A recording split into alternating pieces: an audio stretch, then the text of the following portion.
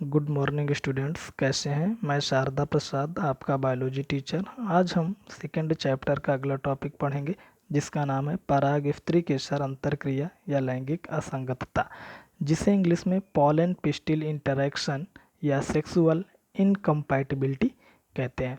इससे पिछली वीडियो में हमने पॉलिनेशन या परागण के विषय में पढ़ा था, जिसमें हमने देखा था कि यह प्रक्रिया दो प्रकार से होती है, स्वपरागण और परपरागण से। तो चलिए आज का टॉपिक शुरू करते हैं। लैंगिक असंगतता। लैंगिक असंगतता मीन्स होता है कि नर और मादा युग्मक किसी कारण से आपस में निषेचन क्रिया नहीं करते हैं, तो इस परिघटना को लैंगिक असंगतता कहते हैं। तो यहाँ पे देखते हैं वर्तिकाग्र पर अनेक परागकण पहुँचते हैं, परंतु उनमें से सभी अंकुरित होकर निषेचन की क्रिया में भाग नहीं लेते हैं। कभी कभी दोनों सक्रिय युग्मक नर व मादा भी बीज का निर्माण नहीं कर पाते, तो इस परिघटना को लैंगिक असंगतता कहते हैं। यानी कहने का मतलब ये है कि परागण क्रिया के द्वारा जो पराग कण होते हैं वो वर्तिकाग्र पर पहुंचते हैं, लेकिन सभी परागकण अंकुरित नहीं होते, और जो परागकण अंकुरित होते हैं वो भी किसी कारण से, जिसको आगे हम देखेंगे, वो आपस में निषेचन क्रिया नहीं कर पाते। जब निषेचन नहीं करते तो बीज का निर्माण नहीं होता है। तो इसी घटना को हम क्या कहते हैं, लैंगिक असंगतता कहते हैं।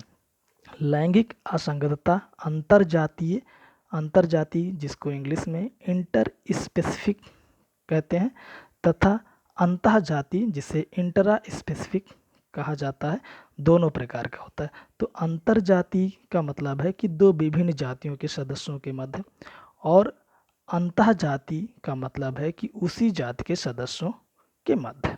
तो ये दोनों में देखने को मिलता है। आगे है कि असंगतता के मुख्य कारक कायिक तथा जैविक होते हैं। यानी कि जो ये असंगतता है वो दो कारणों से होती है, एक भौतिक जिसे कायिक कारक कहते हैं और दूसरा जैविक, जैव रासायनिक कारक जिसे कहते हैं। तो इसमें एक टॉपिक है स्व असंगतता, जिसे सेल्फ इनकम्पैटिबिलिटी कहते हैं। तो इस क्रिया को अंतःजातीय असंगतता कहते हैं, क्योंकि ये एक ही जाति के पुष्प के बीच पाई जाती है। तो यहाँ पे एक पौधे के पुष्प का परागकण दूसरे पौधे के पुष्प को निषेचित करता है, इसको हम अंतर्जातीय कहते हैं। पौधों में पर परागण संभव है किंतु स्वपरागण संभव नहीं है, तो उसको हम क्या कहते हैं, स्व असंगतता कहते हैं। यानी कि इसमें क्या है कि एक पुष्प का परागकण दूसरे पुष्प के वर्तिकाग्र पर तो पहुंच जाएगा, लेकिन अपने ही पुष्प का जो वर्तिकाग्र है वहाँ पर वो पहुंचकर निषेचन की क्रिया नहीं कर पाता है, तो इसको हम स्वसंगतता कहते हैं। देखते हैं यहाँ पे भौतिक कारक। तो भौतिक कारक में पहला दिया है वर्तिकाग्र सतह रोध। यानी कि जो परागकण वर्तिकाग्र की सतह पर अंकुरित नहीं हो पाते वे सीधे वर्तिका से प्रवेश कराने पर अंकुरण कर लेते हैं। यानी कि इसका कारण है कि कभी कभी जो वर्तिकाग्र है उसकी सतह पर अवरोध उत्पन्न हो जाता है, जिससे वहाँ पर पहुँचने वाले परागकण जो होते हैं वो वर्तिकाग्र की सतह को भेद नहीं पाते। लेकिन अगर उनको वर्तिका यानी जो स्टाइल होती है वहाँ से प्रवेश कराया जाए तो वो अंकुरित कर लेते हैं, जैसे कि ब्रेसिका में देखने को मिलता है। आदि में वर्तिकाग्र क्यूटिकल से ढका रहता है, यानी उसके ऊपर एक आवरण होता है, तथा परागकण को अंकुरण से पूर्व क्यूटिकल को भेदना पड़ता है। इसे सुसंगत परागकण कहते हैं। यदि परागकण क्यूटिकल का वेदन करने में अक्षम है तो उस क्रिया को असंगत परागण कहते हैं। अगला है वर्तिकाग्र सतारोध।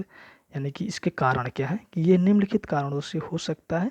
पहला है कि असंगत वर्तिकाग्र द्वारा शुष्कता का प्रदर्शन। इस प्रकार के वर्तिकाग्र में क्यूटिकल की परत के ऊपर पेलिकल होती है, जिससे वर्तिकाग्र का सराव सतह पर नहीं पहुंच पाता। यानी इसमें होता क्या है कि जो वर्तिकाग्र की सतह होती है वो शुष्क होती है, जिससे जो स्राव होता है वर्तिकाग्र की कोशिकाओं के द्वारा वो सतह पर नहीं पहुंच पाता, जिससे वहां पर पहुंचने पर जो पॉलन ग्रेन होते हैं वो शुष्क हो जाते हैं या नष्ट हो जाते हैं।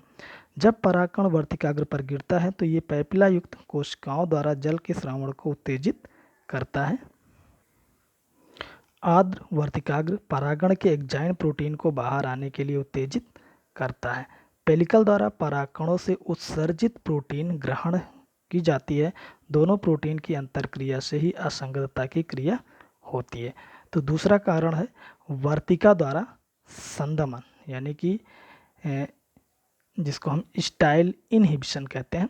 वार्तिका द्वारा निरोध यानी रिजेक्शन से उत्पन्न असंगतता के निम्न कारण हैं, जिसमें पहला है कि वार्तिका की कोशिकाओं से विशिष्ट एस एलील यानी कि एक विशेष प्रकार के एलील होते हैं, जीन होते हैं, प्रोटीन का श्रावण होता है जो परागनलिका को नहीं बढ़ने देता। यानी इसका एक कारण यह है कि जो वर्तिका की कोशिकाएं होती हैं उसमें ऐसे जीन होते हैं जो एक विशेष प्रोटीन का स्राव करते हैं, और वो प्रोटीन जो होगा वो परागकण से निकलने वाली परागनलिका को बढ़ने नहीं देती है। दूसरा है कि कभी कभी परागनलिका का अग्रभाग शाखित हो जाता है, जिससे परागनलिका का वृद्धि वर्तिका में रुक जाता है, यानी ये दूसरा भी कारण हो सकता है। अगला है कि वर्तिका में उच्च आरएनएज की क्रिया से भी असंगतता मिलती है। तो ये कई सारे कारण हैं जिसके कारण लैंगिक असंगतता देखने को मिलती है। ग्रहकार लैंगिक असंगतता क्या है?